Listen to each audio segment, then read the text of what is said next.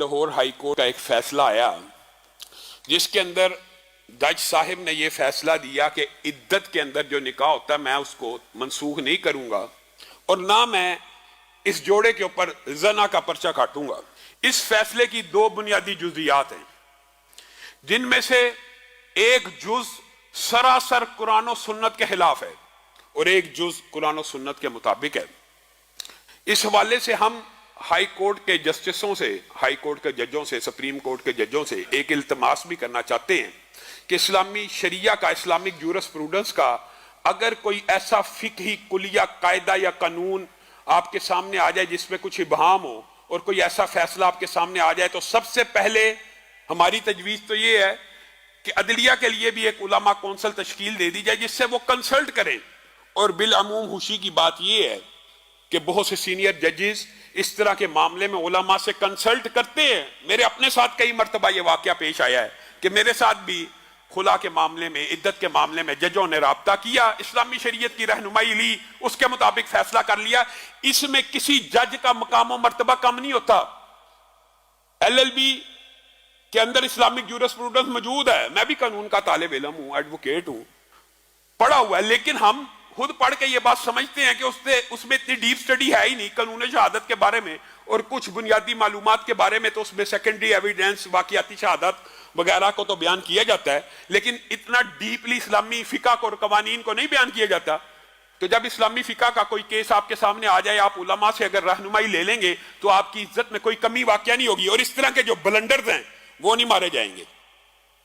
ایک بات یاد رکھیے، عدت کے اندر ہونے والا نکاح جب بھی کسی حاکم کو، جب بھی کسی قاضی کو، جب بھی کسی سٹیٹ کے مالک کو، جب بھی کسی مقتدر کو، جب بھی قوت نافذہ کا اختیار رکھنے والے کے سامنے آئے گا عدت میں ہونے والا نکاح، تو اس نکاح کو فی الفور کیا کیا جائے گا؟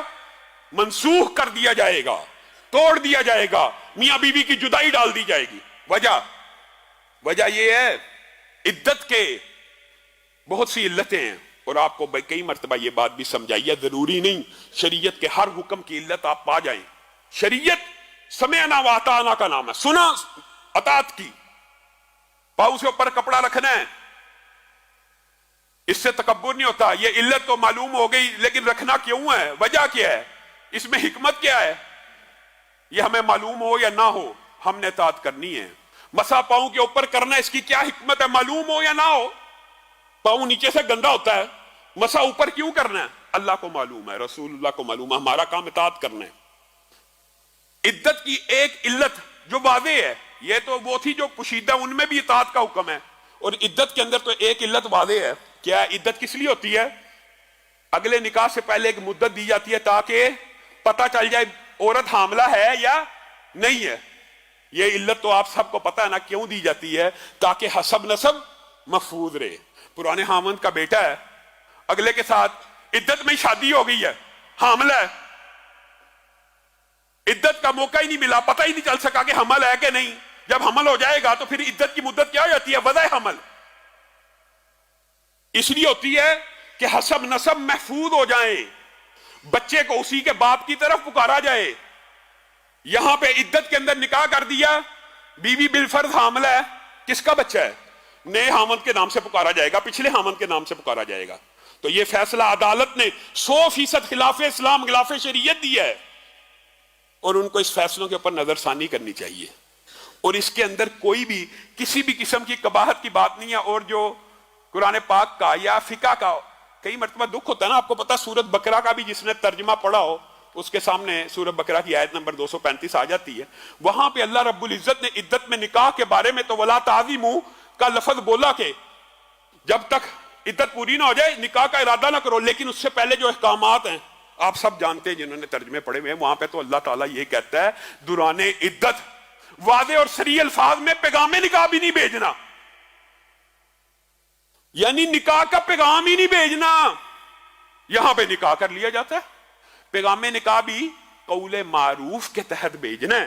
اتنی اجازت ہے کہ قول معروف کے تحت یہ عورت کو اطلاع مل جائے کہ جب میری عدت پوری ہوگی، مجھ سے نکاح کرنے والے معاشرے میں لوگ موجود ہیں، یہ پیغام دینا درست ہے، لیکن اسپیسیفکلی عدت کے دوران یہ پیغام یعنی ایک عورت نکاح میں ہے اس کو پیغام نکاح نہیں دینا چاہیے، ایک عدت میں ہے تو اس کو واضح صریح الفاظ میں پیغام نکاح، عدت میں نہیں ہے تو اس کے اگر پیغام نکاح نہیں ہے تو نکاح ہو جائے گا۔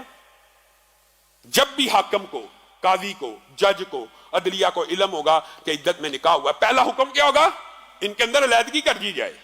ہاں جو دوسری بات انہوں نے کی ہے وہ اسلامی شریعت کے مطابق ہے کہ ایسے نکاح جن میں بے قاعدگیاں اور بے ضابطگیاں پائی جائیں، جن میں نکاحوں کی کوئی شرائط مفقود ہو جائیں، ان نکاحوں کے اوپر نکاح منعقد ہو جانے کے بعد کیا زنا کی حد لگتی ہے؟ نہیں لگتی۔ یہ بات انہوں نے اسلامی شریعت کے مطابق کی ہے اور یہ بات درست کی ہے۔ جو بات درست ہے ہم بھی اقرار کر رہے ہیں۔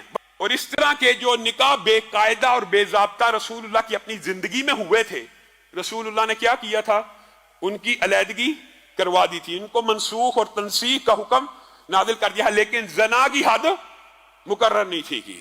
گویا ایسے نکاح جن میں بے ضابطگیاں، کوئی شرائط میں سے کوئی شرط مفقود ہو نکاح ہو اعلان، تو اس کے اوپر زنا کی حد نہیں لگتی، البتہ ان کی فی الفور جدائی کر دی جائے گی، اور جب عدت پوری ہوگی اگر وہ شادی نکاح کرنا چاہتے ہیں تو ان کا نکاح پڑھایا جائے گا۔ پہلی بات یہ، اور اس کے اندر وہی بات ہے کہ ہم پھر یہ مطالبہ کرتے ہیں کہ اگر علماء کا کوئی پینل ہو، وکلاء کے پینل کے اندر بنا دیا جائے تو اس قسم کے واقعات میں نہ کسی قسم کی، اور اس میں کوئی تضحیق اور شرمندگی والی بات نہیں، ضروری نہیں ہے کہ ہر جج ہر مسئلے کا عالم ہو، ہر قانون کا عالم بھی ہونا ممکن نہیں ہے۔